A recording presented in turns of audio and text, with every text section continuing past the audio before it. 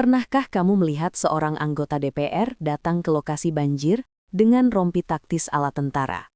Langsung heboh. Netizen ramai-ramai menghujat. Ini mau bantu korban bencana atau latihan perang? Tapi, ternyata, semua itu cuma salah paham besar yang bikin kita semua perlu berpikir dua kali sebelum menghakimi. Hari ini, kita akan bedah fakta sebenarnya di balik rompi taktis Verrel Bramasta saat meninjau bencana di Sumatera Barat. Tanpa drama, tanpa sensasi, tapi penuh kejujuran dan niat tulus. Sebelum lanjut, jangan lupa like video ini kalau kamu suka konten yang mengupas berita dengan adil dan berimbang. Kalau kamu belum subscribe, tekan tombol subscribe dan nyalakan lonceng notifikasinya. Biar kamu nggak ketinggalan update berita terbaru seputar selebriti, politik, dan isu sosial yang penting buat kita semua. Oh iya, komentar di bawah. Kamu dari kota atau provinsi mana? Apakah daerahmu juga pernah terdampak bencana? Mari kita saling berbagi semangat kebaikan di kolom komentar.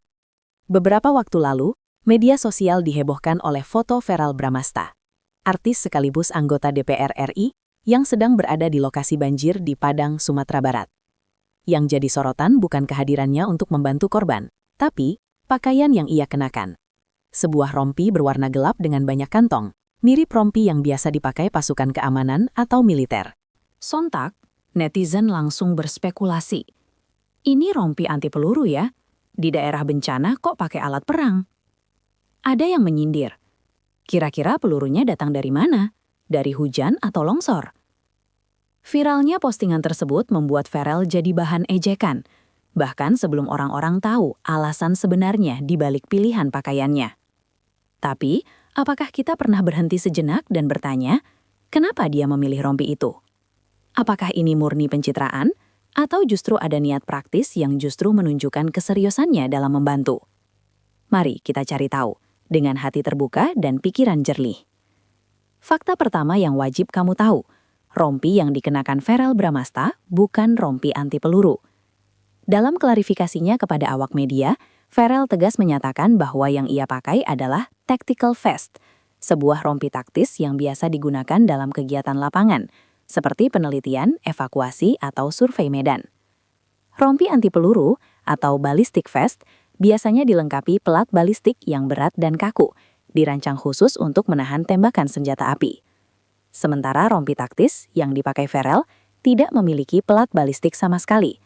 Fungsinya murni ergonomis, memudahkan pengguna membawa peralatan kecil seperti ponsel, power bank, alat tulis, atau dokumen penting tanpa harus repot membawa tas.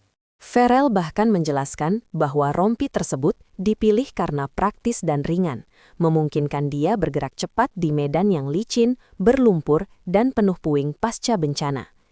Jadi, tuduhan bahwa dia pamer kekuatan atau bersikap berlebihan ternyata tidak berdasar. Ini bukan soal pencitraan, tapi soal kemudahan logistik saat menjalankan tugas kemanusiaan. Mungkin kamu bertanya, kalau cuma buat bawa HP, kenapa nggak pakai tas lempang aja? Pertanyaan bagus, tapi mari kita lihat konteksnya. Saat meninjau lokasi bencana, apalagi banjir dan longsor, mobilitas sangat penting. Jalan bisa rusak, lumpur setinggi lutut, arus air masih mengalir, dan medan tidak rata. Membawa tas selempang bisa mengganggu keseimbangan, bahkan beresiko tersangkut atau jatuh. Rompi taktis justru dirancang untuk situasi seperti ini. Dengan sistem kantong modular, barang-barang penting bisa ditempatkan dekat tubuh, mudah dijangkau, dan tidak mengganggu gerakan tubuh. Banyak relawan, jurnalis lapangan, peneliti lingkungan, bahkan petugas SAR yang menggunakan rompi serupa, bukan karena gaya, tapi karena fungsionalitasnya terbukti di lapangan. Jadi, ketika Verrel memilih rompi taktis, ia justru menunjukkan bahwa ia serius mempersiapkan diri untuk turun langsung ke medan sulit, bukan sekadar datang, foto-foto, lalu pulang. Mari kita mundur sejenak. Apa tujuan utama Verrel datang ke Padang? Bukan untuk syuting konten, bukan untuk pamer, tapi untuk meninjau langsung kondisi warga terdampak banjir dan longsor, serta memastikan bantuan dari pemerintah dan lembaga terkait sampai tepat sasaran. Sebagai anggota DPR, ia memiliki tanggung jawab konstitusional untuk mewakili suara rakyat, termasuk dalam situasi darurat. Kehadirannya di lokasi bencana adalah bentuk pengawasan langsung terhadap respons penanggulangan bencana, sesuatu yang seharusnya kita apresiasi, bukan hujat. Bahkan ibunya, Vena Melinda, mengungkapkan bahwa Farrell sudah lama aktif dalam kegiatan sosial dan kali ini ia benar-benar ingin memastikan bantuan logistik, obat-obatan, dan dukungan psikologis tersalurkan dengan baik. Jadi, kalau kita fokus pada rompinya, kita justru melewatkan inti dari aksinya, kepedulian nyata terhadap sesama. Sayangnya, di era media sosial, kesan pertama sering mengalahkan fakta. Begitu foto Farrell dengan rompi taktis beredar, narasi negatif langsung menyebar. Anggota DPR jadi superhero, pakai rompi perang di daerah bencana. Lebih penting tampil keren daripada bantu korban. Padahal Farrell langsung memberikan klarifikasi. Ia tidak marah, tidak defensif.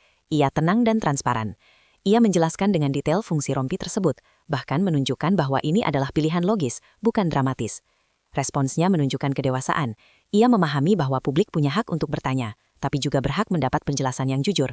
Dan itulah yang ia lakukan, tanpa drama, tanpa sensasi. Lalu, apa pelajaran yang bisa kita ambil dari kasus ini?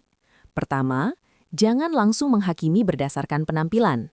Dunia ini penuh dengan simbol yang bisa disalahartikan. Rompi taktis bukan simbol kekerasan, tapi alat bantu untuk efisiensi di lapangan. Kedua, apresiasi niat baik, meski caranya berbeda dari yang kita bayangkan. Farrell memilih cara yang menurutnya paling efektif. Alih-alih menertawakan, lebih baik kita bertanya, apa yang bisa saya pelajari dari ini, atau bagaimana saya bisa membantu korban bencana dengan cara saya sendiri. Ketiga, media sosial butuh empati, bukan hanya kritik. Sebelum share atau komen pedas, tanyakan diri sendiri, sudahkah saya tahu fakta lengkapnya? Karena satu asumsi keliru bisa mengubur niat baik seseorang, padahal dunia butuh lebih banyak orang yang benar-benar turun tangan, bukan hanya berkomentar dari balik layar. Berikut poin-poin penting yang perlu diingat. Rompi taktis bukan rompi anti peluru. Tidak mengandung plat balistik, jadi tidak berat dan tidak dirancang untuk keamanan ekstrim. Digunakan karena kantong modular memudahkan membawa peralatan penting seperti ponsel, dokumen, atau alat komunikasi.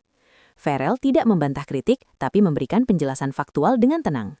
Kehadirannya di Padang adalah bagian dari tugas pengawasan DPR dalam penanggulangan bencana. Dan di balik semua heboh di media sosial, ada satu hal yang tak terbantahkan. Ia hadir. Di tengah lumpur, hujan dan puing-puing bencana, ia datang bukan cuma lewat postingan. Di masa di mana banyak orang lebih suka bermain aman dari jarak jauh, keberanian untuk turun langsung, meski harus menghadapi kritik, patut dihargai. Mari kita jadikan info ini sebagai pengingat. Jangan biarkan prasangka menghalangimu melihat niat baik orang lain. Dan jangan takut melakukan kebaikan, meski dunia mungkin salah paham.